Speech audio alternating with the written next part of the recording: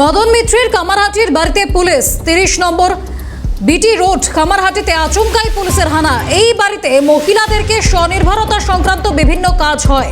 এই বাড়িতে বেআইনি চলার অভিযোগ মদন মিত্রের সঙ্গী গুড্ডু আনসারি সহ 4 জনের বিরুদ্ধে।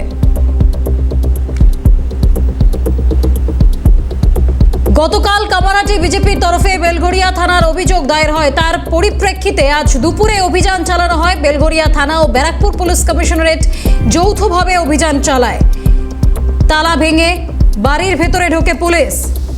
মদন মিত্রের কামারহাটির বাড়িতে পুলিশ 30 নম্বর বিটি রোড কামারহাটিতে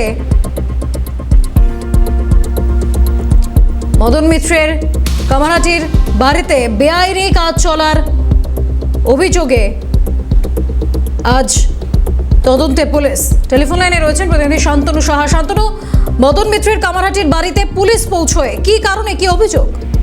দেখো, তোমাকে জানিয়ে রাখি, মদন মিত্র কামারহাটির বিধায়ক মদন মিত্র তার বিটি রোডের উপরে একটি উদয় বিলা বলে একটি কেন্দ্রীয় সরকারের জায়গা রয়েছে এবং দীর্ঘদিন ধরে সেই জায়গা কিন্তু তিনি দখল করে রেখেছিলেন এবং তার ভেতরে কিন্তু বেআইনি নানান অসামাজিক কাজ থেকে শুরু করে বেআইনি কাজ চালাতো মদন মিত্র ওর সঙ্গে গুড্ডু আনসারি বলে এক ব্যক্তি। এবং গতকালই বিজেপির তরফ থেকে এই নিয়ে কিন্তু বেলঘরিয়া থানায় একটি অভিযোগ জানানো হয় এবং তার পরবর্তী সময় আজ যেটা দুপুরবেলা দেখা গেল যে বেলঘরিয়া থানার পুলিশ এবং ব্যারাকপুর কমিশনারেটের দক্ষিণ অর্থাৎ সাউথ ডিসি তরফ থেকে কিন্তু সেখানে অভিযান চালানো হয় এবং অভিযান চালিয়ে সেখানে গিয়ে যে অভিযোগ এসেছে সেগুলো কতটা সত্যতা রয়েছে তা কিন্তু খতিয়ে দেখা হয় এবং 1 ঘন্টা খানেক ধরে কিন্তু সেখানে অভিযান চালানো হয়। বিভিন্ন এই সরকারি যে জায়গা রয়েছে সেই সরকারি জায়গা, বৃহৎ যে সরকারি জায়গা, সেখানে তল্লাশি অভিযান চলে এবং কোথায় কি রয়েছে সেই সমস্ত বিষয় তারা কিন্তু খুব খতিয়ে দেখে। কোথায় পুকুর ভরাট হয়েছে সেখানে সেই সমস্ত বিষয় তারা বিভিন্নভাবে ক্ষতি দেখেন। ঘন্টা খানেক ধরে সেখানে কিন্তু তল্লাশি অভিযান চলে